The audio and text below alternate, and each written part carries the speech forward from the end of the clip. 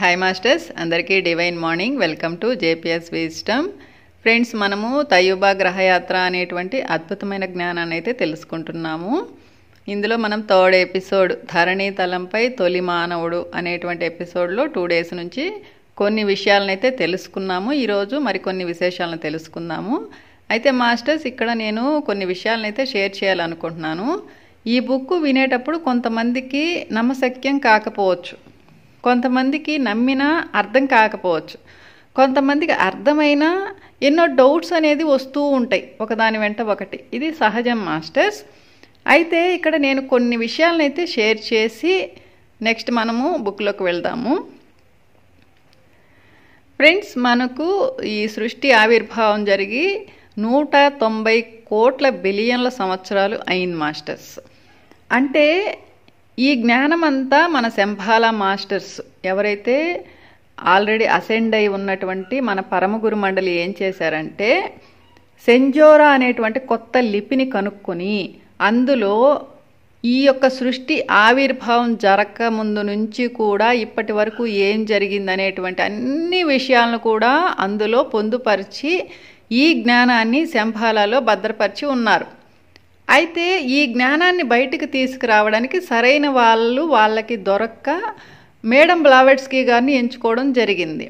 అయితే ఆమె కూడా కొన్ని విషయాల్ని మనకి షేర్ చేశారు, అన్నీ కూడా ఆమె చేయలేక బాడీ వెకేట్ చేసి వెళ్ళిపోయారు. అయితే కొన్ని విషయాలు అయితే మనకు బయటికి రివీల్ అవ్వడం జరిగింది. అయితే ఎందుకంటే ఈ జ్ఞానాన్ని ఎందుకు సీక్రెట్గా ఉంచారు అంటే, ఫ్రెండ్స్, విరూపాక్ష అనేటువంటి మూవీలో ఎవరైనా చూసినట్లయితే అందులో వాళ్ళకి ఆ ఊరికి ఒక పవిత్ర గ్రంథం అనేది ఉంటుంది. అయితే ఒక దుష్టశక్తి ఏం చేస్తుందంటే అందులో మ్యాటర్నంతా మార్చేస్తుంది అన్నమాట. అయితే ఈ గ్రామస్తులకు, ఆ పూజారికి ఆ విషయం తెలియదు. వాళ్ళకి ఏ సమస్య వచ్చినా, ఏ కష్టం వచ్చినా ఆ గ్రంథంలోనే పరిష్కారం ఎత్తుక్కుంటుంటారు. అయితే వీళ్ళు అది తెలియక పాపం దానిలో ఏదైతే ఉందో దాన్నే ఫాలో అవుతూ వస్తారు. అది అసత్యమని వీళ్ళకి తెలియదు, కానీ దానివల్ల వీళ్ళు ఎంతో ప్రాబ్లమ్స్ అనేది ఫేస్ చేస్తుంటారు. అలాగే భూమి మీద కానీ ఇతర గ్రహాల్లో కూడా ఇదే జరిగింది మాస్టర్స్. ఇది ఎప్పుడు జరిగిందంటే 80 లక్షల సంవత్సరాల క్రితం, అంటే 8 మిలియన్ల సంవత్సరాల క్రితం మోజరెల్కా అనేటువంటి ఒక ఆర్కేంజల్ ఏం చేశాడంటే,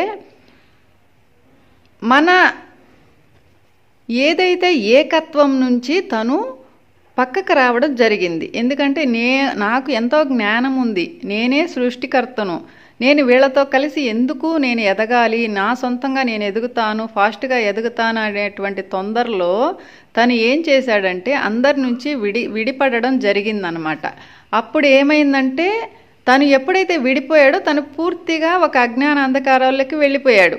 దానివల్ల తను ఎంతో కోల్పోయాడు, ఎంతో బాధపడ్డాడు. తప్పు చేశాననే భావన ఎంతో తనని కృంగదీసింది. అయితే తిరిగి మనతో కలవటానికి తనకి అహం అనేది అడ్డం వచ్చిందనమాట. దానివల్ల ఏం జరిగిందంటే తను పూర్తిగా చీకటి శక్తిగా మారిపోయాడు. అప్పటి నుంచి ఏమైందంటే తనలాగే ఆలోచిస్తున్న కొంతమందిని తన వైపుకు తిప్పుకొని ఒక గ్రూప్ క్రియేట్ చేసుకొని ఈ గ్రూప్ అంతా కూడా ఈ విశ్వంలో ఈ గ్రహాలు, నక్షత్ర మండలాలు వీటన్నిటికీ వ్యాపించి ఈ చెడుని స్ప్రెడ్ చేయడం జరిగిందనమాట. వీళ్ళనే మనము రాక్షసులు అనవచ్చు, చీకటి శక్తులు అనవచ్చు, బ్లాక్ టీషర్ట్స్ అంటారు, ఫాల్న్ ఏంజల్స్ అంటారు. ఇట్లా వీళ్ళకి రకరకాల పేర్లు అనేది ఉన్నాయి మాస్టర్స్. గండర జనాలు, లిజీ దేవుళ్ళు, ఇట్లా ఉన్నాయి. వీళ్ళంతా ఏం చేశారంటే నెగిటివిటీ స్ప్రెడ్ చేశారు. అలాగే బకరాటిని గ్రహం మీద కూడా వీళ్ళ పాదం మోపటం వల్ల ఈ నెగిటివిటీ అనేది స్ప్రెడ్ అయ్యి ఆ గ్రహాన్ని అలా వాళ్ళు సర్వనాశనం చేసుకున్నారు. ఇప్పుడు భూమి మీదకి వచ్చిన తర్వాత వీళ్ళు అద్భుతంగా జీవిస్తున్నారు. అటు ఆస్ట్రేలియా కానివ్వండి, ఇటు ఏషియాలో కానివ్వండి, అద్భుతంగా జీవిస్తున్నారు. అయితే ఎప్పుడైతే ఈ యొక్క చీకటి శక్తుల ప్రభావంతో కొంతమందిని, ఈ అమాయక ప్రజల్ని కొంతమందిని మాటలతో మభ్యపెట్టి తమ వైపుకు తిప్పుకోవడం జరిగింది. వీళ్ళని ఒక బ్యాచ్గా ఆఫ్రికా ఖండంకి తీసుకెళ్ళి ఇక్కడ వీళ్ళు ఏం చేశారు, విగ్రహారాధన, జంతు బలులు, బానిసత్వము, పేదరికము ఇవన్నీ కూడా అలవాటైపోయినాయి. దీనివల్ల వీళ్ళు ఎంతో సమస్యలకు అక్కడ గురి కావడం జరిగింది. అందుకే ప్రతిదీ కూడా ఆఫ్రికా నుంచే మొదలైంది మాస్టర్స్. ఏదైతే పూజలు, విగ్రహారాధన, జంతు బలులు, పేదరికం, బానిసత్వం ఇవన్నీ కూడా అక్కడి నుంచే స్ప్రెడ్ అయ్యాయి అన్నమాట. అందుకే వీళ్ళు శాపగ్రస్తులైనట్లుగా ఉన్నారు. అందుకే వీళ్ళు అంత దుర్భరమైన జీవితాన్ని గడుపుతున్నారు ఇప్పటికీ కూడా. అయితే ఇక్కడి నుంచి ఏం జరిగిందంటే, మన గ్రేట్ మాస్టర్స్ జోక్యం చేసుకొని, అంటే మన తయ్యూబ్ గ్రహవాసుల్లాగా జోక్యం చేసుకొని వాళ్ళకి ఎంతో నచ్చ చెప్పినా కూడా వాళ్ళు వినకుండా వారి పందాలో వాళ్ళు వెళ్తున్నప్పుడు వీళ్ళు మనం ఇక్కడ ఏదో ఒకటి చేయాలి అనే ఉద్దేశంతో ఇక్కడ మతాచార్యుడికి సందేశం ఇవ్వడం జరిగింది. ఇక్కడ వరకు మనమైతే చెప్పుకున్నాము నిన్న. ఈరోజు మిగతా ఎపిసోడ్ చెప్పుకుందాం మాస్టర్స్. ఇక్కడ 15 మంది మతాచార్యుల్లో 12 మంది అయితే ఆ మాటలను వినిపించుకోలేదు. 3 మాత్రం కాస్త అనుకూలంగా స్పందించారని ఇక్కడ తావో గారు చెప్తున్నారు. కొన్నిసార్లు మా స్థానం చాలా సున్నితంగా ఉంటుంది మిషెల్. మేము మా అంతరిక్ష నౌకతో సహా ప్రత్యక్షమై ఆ పూజారులతో నేరుగా మాట్లాడినా వారు వేర్పాటుకు పూర్వం తాము కూడా కలిగి ఉన్న అంతరిక్ష నౌకలను మాత్రం గుర్తించగలిగారు. అనుమానాలతో, విపరీతమైన భయంతో వాళ్ళు ఏ ప్రశ్నలు, సంభాషణలకు తావివ్వకుండా వెనువెంటనే మాపై ఎదురుదాడికి దిగారు. వాళ్ళు అప్పటికే సైన్యాన్ని ఏర్పరచుకొని చాలా శక్తివంతమైన ఆయుధాలను తయారు చేసుకొని ఏ క్షణానైనా సంభవించే విప్లవాన్ని ఎదుర్కోవడానికి సిద్ధంగా ఉన్నారు. మేము వారి అంతం కూడా చూసి సరైన మార్గంలో పయనింపజేసేందుకు నేరుగా ప్రజలను మంచి చేసుకోవాల్సింది. ఇది మానసికంగా ఓ పెద్ద పొరపాటు అని తావోగారు చెప్తున్నారనమాట. ఈ ప్రజలు కూడా వారి పూజారులనే విశ్వసించడం వల్ల మేము వారి దేశ వ్యవహారాల్లో ఎందుకు జోక్యం చేసుకుంటున్నామో అర్థం చేసుకోలేకపోయారు. అలా మొత్తం విషయమంతా బెడిసికొట్టింది. కాబట్టి ఓనాటి రాత్రి మేము ఆ ప్రాంతానికి 10,000 మీటర్ల ఎత్తులో మా సాయుధ విమానాల్లో ప్రయాణించి వెళ్ళాము. ఆ దేవాలయం మరి పవిత్ర నగరం పట్టణానికి 1 కిలోమీటర్ దూరంలో ఉండేవి. మేము మహాపూజారిని మరి వారి స్వప్న వృత్తాంతానికి అనుకూలంగా ప్రతిస్పందించిన ఆ 2 పూజారులను పవిత్ర నగరానికి 1.5 కిలోమీటర్ల దూరంలో గల అందమైన పార్కుకు తక్షణం కాలినడకనే పారిపోమ్మని టెలిపతి ద్వారా మేల్కొల్పాం. ఆ తర్వాత గార్డులందరికీ సామూహిక ఆదేశం ద్వారా కారాగారాలను తెరిచి సేవకులు, సైనికులు, ఖైదీలందరినీ విడుదల చేయించాము. నిజానికి పవిత్ర నగరంలో నివసించే ఆ 12 మంది దుష్ట పూజారులు మినహా మిగిలిన వారందరినీ ఆ నగరం నుంచి ఖాళీ చేయించాము. ఆకాశంలోని వింత దర్శనాల స్ఫూర్తితో వారంతా ఆ నగరానికి మరో దిక్కుకు పరుగుపెట్టారు. ఆకాశంలో రెక్కలు కలిగిన వ్యక్తులు రాత్రి వెలుగులో ప్రకాశించే గొప్ప మేఘంపై తేలుతూ వచ్చారు. అలా ఎలా చేశారు? సామూహిక భ్రమ మిషెల్. అలా స్వల్ప సమయంలో పవిత్ర నగరంలో ఆ 12 దుష్ట పూజారులు మాత్రమే ఉండేలా పథకం వేసి రంగం సిద్ధం కాగానే మా ఉపగ్రహం ఆలయంతో సహా వారందరినీ సర్వనాశనం చేసింది. సరిగ్గా అదే సాయుధ విమానం తాను చర్యలో పాల్గొన్నప్పుడు మీరు ఇందాక చూశారు కదా, రాళ్ళు బద్దలై గోడలు, గృహాలు శిథిలమై వారి దుష్కృత్యాల పర్యవసనాలకు ప్రత్యక్ష సాక్షుల్లా ఘోషించాయి. నిజానికి వారు పూర్తిగా పూడ్చివేయబడితే ప్రజలు త్వరగా మర్చిపోయేవారు. ఆ తర్వాత ప్రజలు స్వయంగా నైతిక బాధ్యత వహించి సన్మార్గంలో ప్రయాణించడానికి ఆ మెరిసే మేఘంలో నుంచి ఆకాశవాణి దేవుని ఆగ్రహం భయంకరంగా ఇంతకంటే ప్రళయ గర్జనలా ఉంటుంది. అందువల్ల ప్రజలంతా పశ్చాత్తాపంతో పునీతులైన మహాపూజారి సూచించే నూతన దివ్య పదంలో తరించాలి అని ఆజ్ఞాపించింది. ఇదంతా జరిగిపోయాక ఆ మహాపూజారి ప్రజలందరి ఎదుట నిలిచి వారితో మాట్లాడాడు. శోక తప్తులైన ఆ పేద ప్రజలతో తాను ఇన్నాళ్ళు పొరపాటుకు ఒడిగట్టానని, పాపాలకు ఒడిగట్టానని, కానీ ఇకపై ప్రతి ఒక్కరము నూతన దివ్య పదంలో పయనిద్దామని వాగ్దానం చేశారు. ఆ ఇరువురు పూజారులు ఈ సత్కార్యంలో ఆయనకు తోడ్పడ్డారు. వాస్తవానికి అప్పుడప్పుడు కాలం కలిసిరాదు, కానీ తమ కళ్ళెదురుగా నిమిషాల వ్యవధిలో హోలీ సిటీ మరి దుష్ట పూజారుల వినాశన సంఘటన యొక్క దృశ్యం వారి స్మృతిలో మెదులుతూ ఎంతో సాయం చేసింది. నిర్ద్వందంగా ఈ చారిత్రాత్మక సంఘటన భగవంతుని యొక్క మహాద్భుత శక్తికి నిదర్శనమని అంతా భావించారు. అంతేకాక ఆ సంఘటన మరుసటి రోజు నిర్ణయించబడిన 200 మంది ఖైదీలు మరణశాసనం నుంచి విముక్తులవ్వటం జరిగింది. ఈ సంఘటన పూర్వాపరాలన్నీ పండితులు పురాణాలు మరి ఇతిహాసాలుగా తీర్చిదిద్దారు. అయితే అవి శతాబ్దాలుగా వక్రీకరించబడుతున్నాయి. ఏదేమైనప్పటికీ తత్ఫలితంగా ప్రతిదీ ఉన్నతంగా మారిపోయింది. గతంలో ప్రజలను దోపిడీ చేసేందుకు దుష్ట పూజారులతో చేతులు కలిపిన ధనవంతులు పవిత్ర నగరానికి ఆ పూజారులకు పట్టిన దుర్గతి తమకు పట్టకూడదని జడిసి సాధ్యమైనంత వినమ్రతతో కొత్త నాయకత్వానికి అవసరమైన మార్పులు చేసే విషయంలో తమ ప్రోద్బలను అందించారు. క్రమేపీ వేర్పాటుకు పూర్వం పరిస్థితులు తిరిగి నెలకొని ప్రజలు సంతుష్టులయ్యారు. పారిశ్రామిక లేదా పట్టణ వృత్తి వ్యాపారాలకు ప్రత్యామ్నాయంగా వారు గ్రామీణ వాతావరణంలో జీవించేందుకు మొగ్గు చూపి ఆఫ్రికా అంతటా వ్యాపించసాగారు. ఫలితంగా కొన్ని శతాబ్దాల్లో జనాభా ఎలాగైతేనేం కొన్ని లక్షలకు చేరింది. అయితే నేటి ఎర్ర సముద్రం మరి ఆఫ్రికా నడి మధ్య నుంచి ప్రవహించే మరో పెద్ద నదీ తీరాల్లో మాత్రమే పట్టణాలు ఏర్పడ్డాయి. ప్రజలు వారి అతీంద్రియ సామర్థ్యాలను గణనీయంగా మెరుగుపరుచుకున్నారు. చాలామంది ప్రజలు లెవిటేషన్తో సమీప దూరాలకు చేరుకునేవారు. ఈ లెవిటేషన్ పద్ధతి అనేది తయూబా గ్రహంలో ఉంది మాస్టర్స్. అలాగే మన ఇన్నర్ ఎర్త్లో కూడా ఉంది. ప్రజెంట్ మన ఇన్నర్ ఎర్త్లో 120 నగరాలు ఉన్నాయి. వాళ్ళు కూడా ఈ పద్ధతినే ఉపయోగిస్తారు. టెలిపతికి వారి జీవితాల్లో ఎంతో ప్రాధాన్యత పెరిగి సర్వసాధారణంగా మారింది.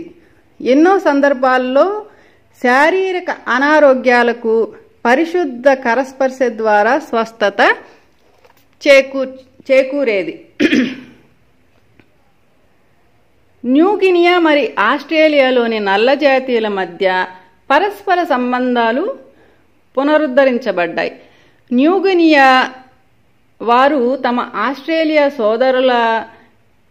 సోదరులు ఇప్పటికీ తమను సందర్శించడానికి ఉపయోగించే అంతరిక్ష నౌకలను అగ్ని రవాణా లేదా క్షిపణులు అనేవారు. కొందరు పశ్చిమ జాతీయులు సమీపంలోని పొరుగు ప్రాంతాలైన ఉత్తర ఆఫ్రికాకు తరలి వెళ్ళారు. అక్కడ ప్రజలు అగ్నిరథంపై దేవుని ఆగమనానికి సంబంధించిన పురాణాల పట్ల ఎంతగానో ఆకర్షితులయ్యేవారు. మా మధ్యవర్తిత్వాన్ని వాళ్ళు ఈ విధంగా అవగాహన చేసుకున్నారన్నమాట. మొదట పశ్చిమ జాతీయులే నల్లవారితో సంబంధాలను కలుపుకున్నారు. అంటే నేను చెప్తున్నది అక్షరాల శారీరక సంబంధం గురించే. ఇది ఆశ్చర్యకరమే కావచ్చు, కానీ వీరు బకరాటిని గ్రహంపై ఉన్నప్పుడు సాన్నిహిత్యంగా మాత్రమే ఉండేవారు కాదు. మానవ జాతి శాస్త్రవేత్తలు వీరిరువరి సంయోగ ఫలంగా భూమిపై ఆవిష్కరించిన ఓ గొప్ప నూతన జాతి పట్ల అత్యంత ఆసక్తితో ఉన్నారు. అంటే వీరిద్దరూ పరస్పరం శారీరక సంబంధాల వల్ల ఒక నూతన జాతి అనేది వస్తుంది కదా, అది ఏంటనేది వీళ్ళు ఆసక్తితో ఉన్నారంట. నిజానికి సంకర జాతిగా నేను పేర్కొనే మీరు కాస్తో కూస్తో ఎక్కువ పసిమి జాతి లక్షణాలను కలిగి ఉండి తమ స్వంత వ్యక్తిత్వాన్ని స్వయం ప్రతిపత్తిని కలిగి ఉన్నారు. అటు నలుపు ఇటు పసుపు జాతీయులతో సులభంగా కలవక వీరు నెమ్మదిగా ఓ సమూహంగా ఏర్పడి నేడు అల్జీరియా, ట్యూనీషియా, నార్త్ ఆఫ్రికాగా పేర్కొనే ప్రాంతాల్లో స్థిరపడ్డారు. అలా ఓ నూతన జాతి మీకు సుపరిచితమైన అరబ్ జాతిగా ఉద్భవించింది. అయితే వారి పోలికలు ప్రస్తుతం వీరు ఉన్నట్టుగా ఉంటాయని వెంటనే ఊహించుకోకండి. వాతావరణం, కాలం, శతాబ్దాల కాలగమనం ప్రభావం వారిపై కూడా ఉంటుంది కదా. కేవలం ఇరు జాతుల సంయోగం వల్ల ఓ క్రొత్త జాతి ఎలా ఏర్పడిందనే విషయంలో మీకు ఓ అవగాహన కల్పించడానికి ఇదంతా చెప్పాను. ఆ విధంగా భూలోకవాసులందరూ సుఖంగా సంతోషంగా తమ మనుగడ కొనసాగిస్తుండగా ఖగోళ శాస్త్రవేత్తలు పండితులేమో ఎంతగానో చింతించసాగారు. దానికి కారణమైన విషయం ఏమిటంటే కంటికి కనిపించని గొప్ప గ్రహ శకలం ఉల్క దురదృష్టవశాత్తు భూమికి అత్యంత సమీపంలోకి రావటం. అది తొలిసారిగా ఆస్ట్రేలియా కేంద్రంగా ఉన్న ఇకిరిలో పరిశోధనలో వెలువడింది. కొన్ని నెలల తర్వాత అది నేరుగా కళ్లతోనే చూడగలిగారు. అదొక స్పష్టమైన వింత ఎరుపు రంగులో ప్రకాశిస్తూ చూడడానికి అరిష్టంలా గోచరించసాగింది. ఆ తర్వాత కొన్ని వారాలకు దానంతటదే సుస్పష్టంగా కనిపించసాగింది. ఆస్ట్రేలియా, న్యూగినియా మరి అంటార్కిటికా ప్రభుత్వాలు ఓ ముఖ్యమైన నిర్ణయం తీసుకున్నారు. పసిమి జాతి నాయకులు తక్షణమే దానికి అంగీకరించారు. ఉల్కతో మున్ముందు సంభవించబోయే అనివార్య ప్రమాదాన్ని అంచనా వేస్తూ ప్రయాణించగలిగే పరిస్థితుల్లో ఉన్న అన్ని అంతరిక్ష నౌకలలో సాధ్యమైనంత ఎక్కువ మంది వైద్యులు, సాంకేతిక నిపుణులు మరి పండితులను తీసుకొని భూమిని వదిలిపెట్టి విపత్తు అనంతరం సమాజానికి సేవ చేయడానికి తిరిగి రావాలని భావించారు. వాళ్ళంతా ఎక్కడికి వెళ్ళారు? చంద్రమండలానికా? లేదు మిషెల్, అప్పటికి ఇంకా భూమికి చంద్రుడు లేడు. ప్రస్తుతం వారి అంతరిక్ష నౌకలు 12 వారాల వరకు స్వయం ప్రతిపత్తితో ప్రయాణించే సామర్థ్యం కలిగి ఉన్నాయి. అంటే మాస్టర్స్, మనకి బకరాటిని గ్రహవాసులు భూమి మీదకి 13.5 లక్షల సంవత్సరాల క్రితం వచ్చారు. అప్పటికి సూర్యుడు అయితే ఉన్నాడు, చంద్రుడు లేడు. అయితే చంద్రుడు అనేది మనకి 5 లక్షల సంవత్సరాల క్రితం రావడం జరిగింది. అంటే దానికి పూర్వమే ఇదంతా జరుగుతుందన్నమాట. ఎక్కువ కాలం సుదూర ప్రయాణం వారి సామర్థ్యాన్ని తగ్గిస్తుంది. కనుక వారి ప్రణాళిక ఏమిటంటే భూమి చుట్టూ ఆవరించి ఉన్న ఆ కక్షలోనే నిలిచిపోవడం. దుర్ఘటన పూర్తయిన తక్షణమే క్రిందకి దిగి సాధ్యమైనంత శీఘ్రంగా తమ సహాయ సహకారాలను అవసరమైన చోటల్లా అందిస్తూ రావటం. 80 ఆస్ట్రేలియా అంతరిక్ష నౌకలు శ్రేష్టమైన వ్యక్తులను రేయింబగళ్ళు చర్చలు సమావేశాల అనంతరం ఎంచుకొని సిద్ధంగా ఉన్నారు. పసిమి ఛాయ్ వారు కూడా ఇదే విధానాన్ని అనుసరించి 98 నౌకలను సిద్ధం చేశారు. నిజానికి అప్పటి ఆఫ్రికాలో ఏనాడు అంతరిక్ష నౌకలు లేవు. అయితే ఇందులో ఓ విషయం గమనించమని కోరుతున్నాను. ఆ ప్రయాణంలో ప్రతి దేశం యొక్క అత్యున్నత నాయకుడు తప్ప ఆయన మంత్రులుగా మీరు పేర్కొనే వారెవరికి ఈ నౌకల్లో స్థానం కల్పించలేదు. ఇది మీకు ఆశ్చర్యంగా ఉండొచ్చు. నేడు భూమిపై ఇదే పరిస్థితి కనుక నెలకొంటే ప్రతి రాజకీయ నాయకుడు తన స్వంత వారిని కాపాడుకోవడానికి అధికారాన్ని దుర్వినియోగం చేస్తారు కదా. అంటే వీళ్ళు పాపం ఒక పద్ధతిగా వెళ్తున్నారనమాట. అంటే ముఖ్యమైన వాళ్ళే ఆ షిప్స్లో వెళ్ళేందుకు వాళ్ళు అనుమతించారు. అంతా సిద్ధంగా ఉంది. అప్పుడు ప్రజలకు ప్రమాదం సంభవించనున్నదని హెచ్చరించారు. అంటే అప్పటి వరకు ప్రజలకు చెప్పలేదు. వీళ్ళన్నీ సిద్ధం చేసుకున్న తర్వాత ప్రజలకు ఈ విషయాన్ని రివీల్ చేశారన్నమాట. అంతరిక్ష నౌకలు పాత్రని అప్పటికీ రహస్యంగానే ఉంచారు. ఎందుకంటే నాయకులు తమను మోసగించారని భావించి ప్రజలు విమానాశ్రయాలపై దాడి చేస్తారేమోనని భయపడ్డారు. అదే సమయంలో ప్రమాదాన్ని గురించి ప్రజల్లో సామూహిక భయాందోళనలను తగ్గించడంలో నాయకులు పోషించిన పాత్ర మరువలేనిది. అంటే నాయకులు ఎంతో నిజాయితీగా అక్కడ ఉన్నారు అని చెప్తున్నారు మాస్టర్స్. ఉల్క భూమిని ఢీకొనే వేగాన్ని అంచనా వేసి ఈ ఉత్పాతం ఇప్పుడిక అనివార్యం, తథ్యమని పరిగణించారు. ఇప్పుడిక 48 గంటల కాలమే మిగిలి ఉంది. మీ నిపుణులంతా ఈ గణనల పట్ల అంగీకారంతోనే ఉన్నారు, దాదాపు అందరూ. అంతరిక్ష నౌకలు అన్ని భూమిని ఢీకొనబోయే 2 గంటల ముందే టేకాఫ్ చేయాలని భావించారు. వీలైనంత ఆలస్యంగా నిష్క్రమించడం వల్ల విపత్తు అనంతరం పూర్తిగా 12 వారాలు అంతరిక్షంలో ఉండి సహాయక చర్యలు చేపట్టాలనేది వారి సదుద్దేశం. నేడు దక్షిణ అమెరికా ఉన్న ప్రాంతంలో ఉల్క భూమిని ఢీకొట్టబోతుందని ఊహించారు. అంటే వాళ్ళు ముందే గ్రహించారన్నమాట.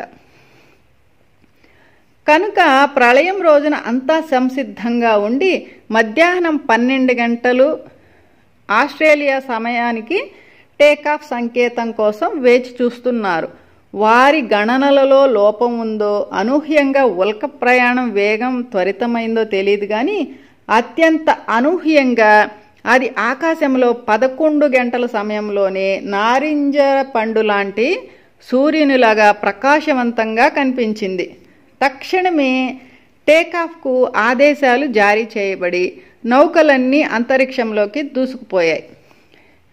భూ వాతావరణాన్ని, భూమ్యాకర్షణ శక్తిని వదిలించుకోవడానికి, అంటే దాన్ని నార్స్ అంటారు నార్ప్ ఉపయోగించడం అవసరం. అంటే నార్ప్. అప్పుడది నేటి యూరప్ పైభాగంలో ఉంది. ఆ అంతరిక్ష నౌకల సామర్థ్యం వేగంతో భూమిని ఉల్క ఢీకొనేలోగా వారు దానిని చేరుకోలేరు. అది భూమి వాతావరణానికి చేరగానే 3 భారీ భాగాలుగా విస్ఫోటనం చెందింది. వాటిల్లో చిన్న భాగం కొన్ని కిలోమీటర్ల వైశాల్యం ఉండి నేటి ఎర్ర సముద్ర భూభాగాన్ని ఢీకొంది. అంటే ఈ ఉల్క 3 భాగాలుగా విడిపోయిందన్నమాట. మరో పెద్ద భాగం నేటి తైమూర్ సముద్ర ప్రాంతంలో అన్నింటిలోకి భారీ భాగం గారాపాగోస్ దీవుల ప్రాంతాన్ని ఢీకొన్నాయి. ఒక్కసారిగా వాటి ప్రభావం భయంకరంగా మారిపోయింది. సూర్యుడు ఒక పాలిపోయిన ఎరుపు రంగులోకి మారిపోయాడు. బెలూన్ మాదిరిగా దిగాంతాల్లోకి జారిపోయి వెంటనే అది ఆగిపోయి నెమ్మదిగా ఎగబాకిన సగం దూరం తర్వాత పడిపోయాడు. భూమి అకస్మాత్తుగా తన అక్షంపై భ్రమణాన్ని మార్చుకుంది. నమ్మశక్యం కాని శక్తి విస్ఫోటనాలు జరిగి ఉల్క యొక్క 2 భారీ భాగాలు భూగర్భాన్ని చీల్చాయి. ఆస్ట్రేలియా, న్యూగినియా, జపాన్, దక్షిణ అమెరికాలోని నిజానికి భూగ్రహంపై అన్ని ప్రాంతాల్లో అగ్నిపర్వతాలు విస్ఫోటనం చెందాయి. వెనువెంటనే పర్వతాలు ఏర్పడి 300 మీటర్ల ఎత్తులో ఉప్పెన చెలరేగి ఆస్ట్రేలియాలోని 4 భాగాన్ని తుడిచిపెట్టేసింది. తాస్మేనియా ఆస్ట్రేలియా ఖండం నుంచి విడిపోయింది. అంటార్కిటికాలోని చాలా భాగం జలాంతర్గతమైంది. దాంతో 2 గొప్ప జలాంతర లోయలు అంటార్కిటికా మరి ఆస్ట్రేలియా మధ్య నీటి అడుగున ఏర్పడ్డాయి. దక్షిణ పసిఫిక్ మహాసముద్రం మధ్య ఓ ఖండం ఎగదన్నుకు వచ్చింది. బర్మాలోని అతిపెద్ద భాగం నేటి బంగాళాఖాతంలో మునిగిపోయింది. మరో పరీవాహక ప్రాంతం కూడా నీట మునిగి ఎర్ర సముద్రం ఏర్పడింది. అంతరిక్ష నౌకలు బయటపడేంత సమయం దొరికిందా అని మిషెల్ అడుగుతున్నారన్నమాట. పూర్తిగా లేదు మిషెల్. నిపుణులు ఒక పొరపాటు చేశారు. ఏమి జరుగుతుందో వారు నిజంగా ఊహించలేకపోయారు. భూమి అక్షంపై స్వల్ప వంపు ఉంటుందని ఊహించారు, కానీ ఇక్కడ భ్రమణాన్ని ఊహించలేకపోయారు. ఆ అంతరిక్ష నౌకలు భూ వాతావరణంలోకి ఉల్క ప్రవేశించినందువల్ల ఏర్పడ్డ ఉత్పాదంతో ఉత్పాతంలో చిక్కుకొని అక్షరాల అందులోకి లాగబడ్డారు. అంతేగాక భారీ విస్ఫోటన సమయంలో ఉల్క నుంచి ఎగసిపడ్డ కోటాను కోట్ల అణువుల అంతరాయం చేత వారి ప్రయాణం మందగించింది. కేవలం 7 నౌకలు, అందులో 3 నల్ల జాతీయులు మరి 4 పసిమి జాతి ప్రయాణికులతోనూ భూమిపై సంభవిస్తున్న భయంకరమైన పరిస్థితుల నుంచి తప్పించుకోవడానికి తమ శాయశక్తులా పోరాడారు. వారి కళ్ల ముందే భూమిపై భీతి కొలిపేలా పరిణమిస్తున్న పెను మార్పులను చూసి తట్టుకోవడానికి వారికి నిజంగా ధైర్యం కావాలి. పసిఫిక్ మహాసముద్రంలో వెలువడిందని మీరు చెప్పిన ఆ ఖండం ఉద్భవించడానికి ఎంత సమయం పట్టింతావో? కేవలం కొన్ని గంటలు.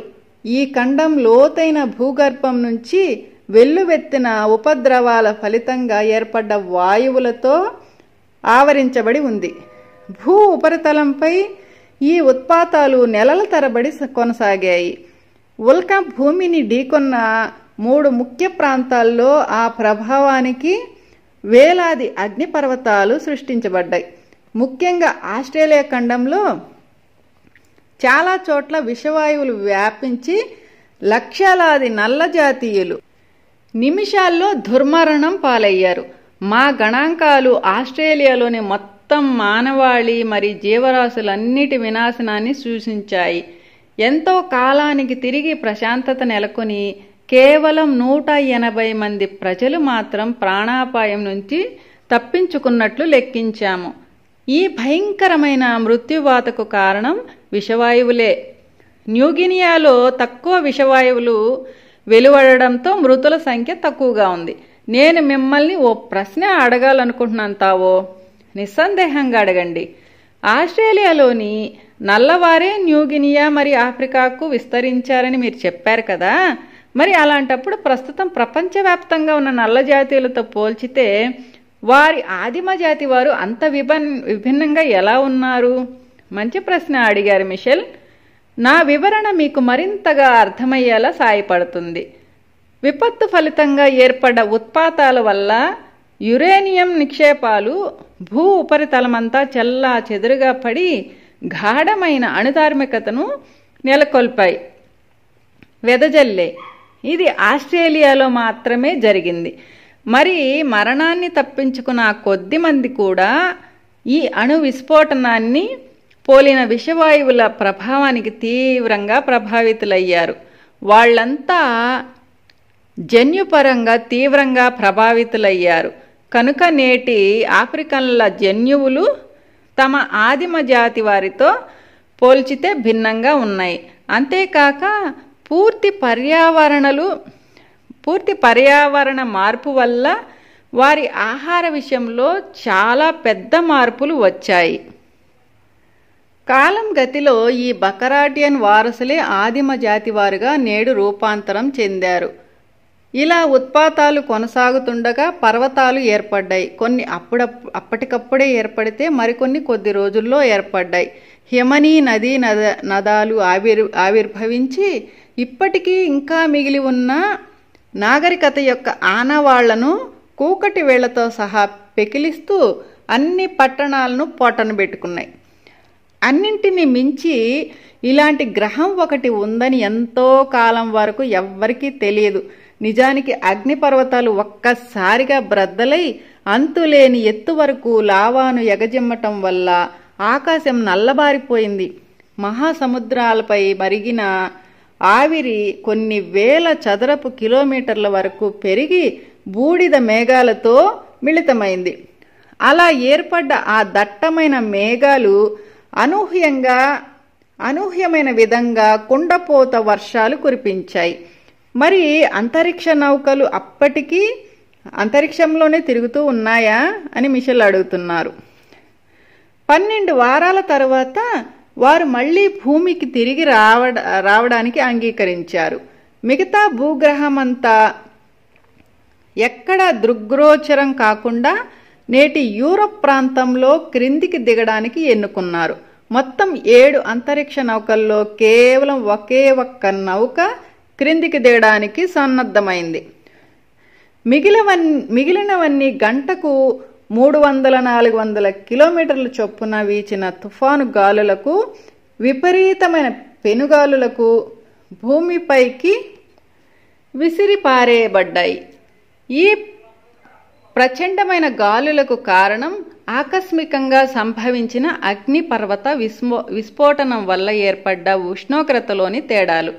కనుక మిగిలిన ఏకైక అంతరిక్ష నౌక నేడు గ్రీన్లాండ్గా పిలుస్తున్న ప్రాంతంలో క్రిందికి దిగడానికి సమాయత్తమైంది. వారిలో 95 మంది పసుపువారు. వారిలో ఎక్కువ మంది వైద్యులు కాగా మిగిలిన వారు వివిధ రంగాలలో నిపుణులు. చాలా ప్రతికూల వాతావరణ పరిస్థితుల్లో కిందకి దిగిన ఫలితంగా దానిని మళ్ళీ టేకాఫ్ చేయడం అసాధ్యమైంది. ఏదేమైనా ఇక అది వారికో ఆశ్రయంగా ఉపయోగపడింది. చాలా కాలం పాటు సరిపోయేంత సరుకులు ఉండటం వల్ల వీలైనంత చక్కగా జీవించడానికి ప్రయత్నించారు. సుమారు 1 నెల తర్వాత వచ్చిన భూకంపం ఆ అంతరిక్ష నౌకతో సహా వారందరినీ మింగేసింది. ఈ విధంగా భూమిపై ఉన్న నాగరికత మూలాలతో సహా నాశనమైంది. ఉల్క ఢీకొన్న తర్వాత ఏర్పడ్డ విపత్తులన్నీ వరుసగా న్యూగినియా, బర్మా, చైనా మరి ఆఫ్రికాలోని జనాభానంతటిని చెల్లా చెదురు చేసింది. అందరికన్నా సహారా ప్రాంతంలో కాస్త తక్కువ మోతాదులో విపత్తు సంభవించిందని చెప్పుకోవచ్చు. ఏది ఏమైనా ఎర్ర సముద్ర తీర ప్రాంతాల్లో స్థాపించుకున్న పట్టణాలన్నీ కొత్తగా ఏర్పడ్డ సముద్రం పొట్టనబెట్టుకుంది. ఒక్క మాటలో చెప్పాలంటే ఏ ఒక్క నగరము భూమిపై మిగలలేదు. లక్షలాది జనాభా మరి జీవరాశి తుడిచిపెట్టుకుపోయాయి. కనుక ఇది వరకు కని విరి ఎరుగని రీతిలో కరువు కరాళ నృత్యం చేసింది. చెప్పనవసరం లేకుండా ఆస్ట్రేలియా మరి చైనా యొక్క అద్భుత సంస్కృతుల జ్ఞాపకాలుగా మాత్రమే పురాణాల్లో పొందుపరచబడ్డాయి. మరి అందువల్ల ప్రజలు కొత్తగా విస్తరించబడి మరి అదృశ్యం చేయబడిన అగాధాలు, పర్వతాలు, సముద్రాలతో భూమిపై ప్రాంతాలు నిలుపుకోవడానికి గత్యంతరం లేక మొట్టమొదటిసారిగా నరమాంస భక్షణ అలవాటు చేసుకున్నారు. భూమి మీద కూడా మొదలైంది మాస్టర్స్ నరమాంస భక్షణ. వీరినే మనం ఆదిమవాసులు లేదా నరమాంస భక్షకులు అంటాము. ఓకే ఫ్రెండ్స్, ఈ ఎపిసోడ్ అయితే ఇక్కడ కంప్లీట్ అయింది. రేపు మనం 4th ఎపిసోడ్ స్వర్ణగ్రహం గురించి తెలుసుకుందాం. అంటే తయూబా గ్రహం మీదకి మిషెల్ గారు అడుగు పెట్టబోతున్నారు. దీని గురించి రేపు తెలుసుకున్నాము.